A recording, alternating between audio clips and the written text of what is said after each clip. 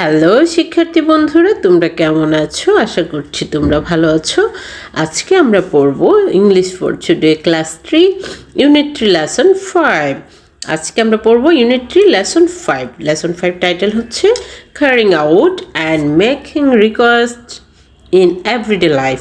Carrying out মানে চালিয়ে যাওয়া বা বহন করা, এবং মেকিং রিকোয়েস্ট কীভাবে আমরা অনুরোধ করব ইন এভরিডে লাইফ, আমাদের প্রতিদিন দৈনন্দিনের জীবনে।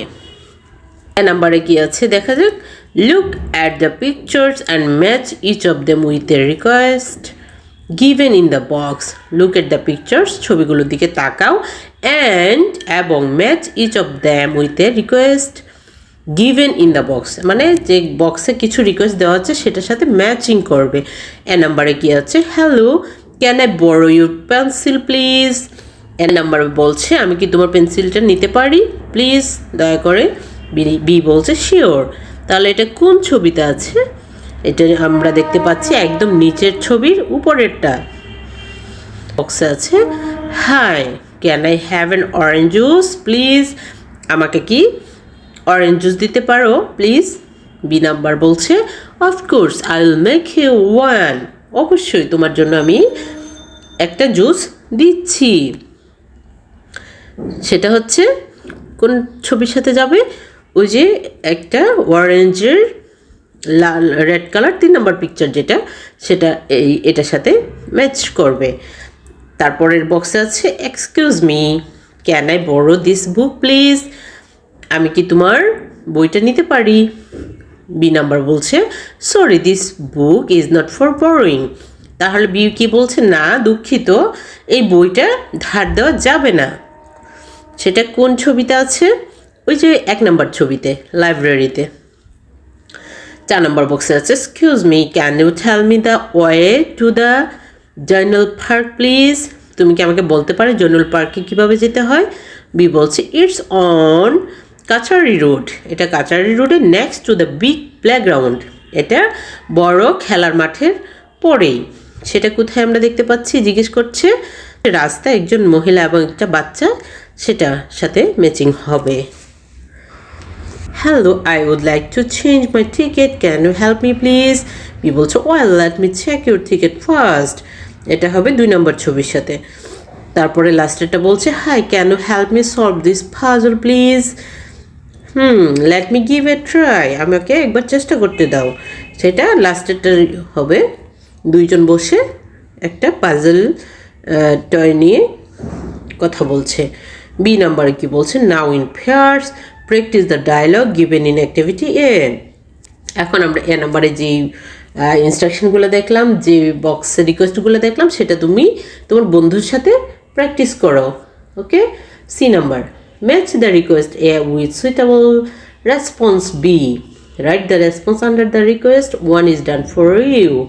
অর্থাৎ এখানে কিছু রিকোয়েস্ট দেওয়া আছে, সেটা তুমি বি নাম্বারের সাথে ম্যাচ করবে,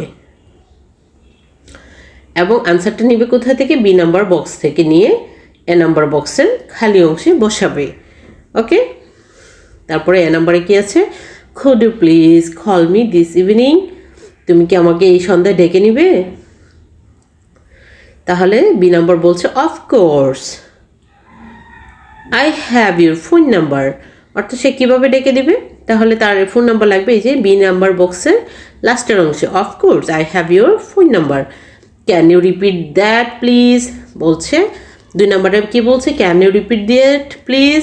তুমি কি এটা আবার পুনরায় রিপিট করবে প্লিজ? তাহলে বি নাম্বার কি হবে? Sure I am saying it again. আমি আবার বলছি। 3 নম্বর হচ্ছে can I take a break from my study now. বলছে আমি কি আমার পড়াশোনা থেকে এখন একটু বিরতি নিতে পারি? তাহলে এটার আনসারটার নিচে কি হবে?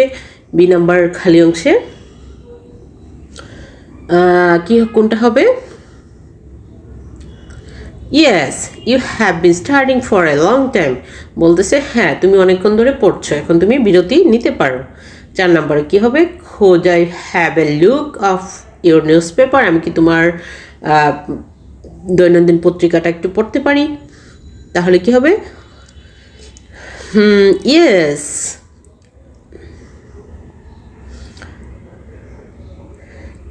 হ্যাঁ 5 নম্বরে হচ্ছে 4 নম্বরেরটার সাথে ম্যাচিং হবে কি sorry but I am reading it now, দুঃখিত এখন আমি এটা পড়ছি, মানে এটা দিবে না এখন। 5 নম্বর হচ্ছে can I borrow a pen from you please. তারপরে এটার আনসার বিতে লিখবে sorry I have only one pen, তারপরে আনসারে লিখবে সরি দুঃখিত আমার অনলি একটা পেন আছে, দিতে পারছি না। Okay, can we meet at 9 in the morning, আমরা কি সকাল 9টায় দেখা করতে পারি?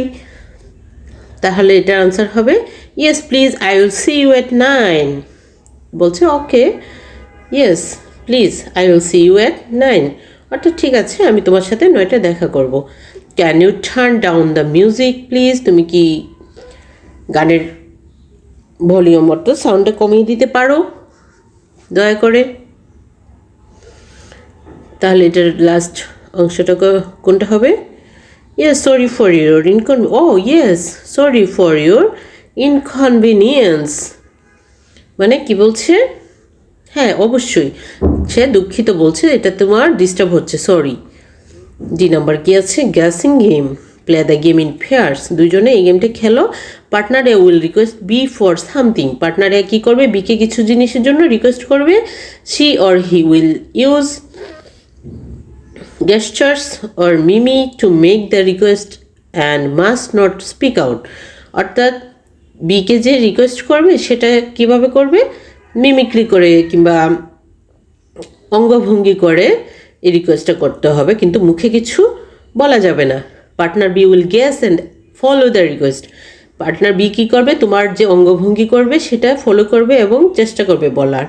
এ and B take turns and continue, এবং দুজনে এটা চালিয়ে যাবে। Example, A may request B through gestures or mimes for borrowing his her pen book খাতা অর কপি এটসেট্রা, অর্থাৎ এ কী করবে? সাপোজ ধরো এ এমনভাবে তোমাকে অঙ্গভঙ্গি করে বোঝাবে বির কাছ থেকে একটা বই কিংবা কলম বা খাতা নিতে চায়। তারপরে বি কী করবে? B will try to guess the request and act to follow it, এবং বি সেটা বোঝার চেষ্টা করবে এবং তার অভিনয়টা বোঝার চেষ্টা করবে এবং সেটা ফলো করবে।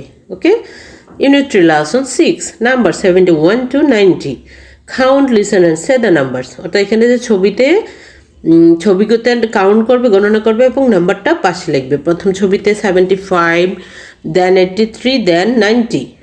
বি নাম্বারে হচ্ছে read and say the numbers, এই নাম্বারগুলো তোমরা পড়বে। সি নাম্বারে হচ্ছে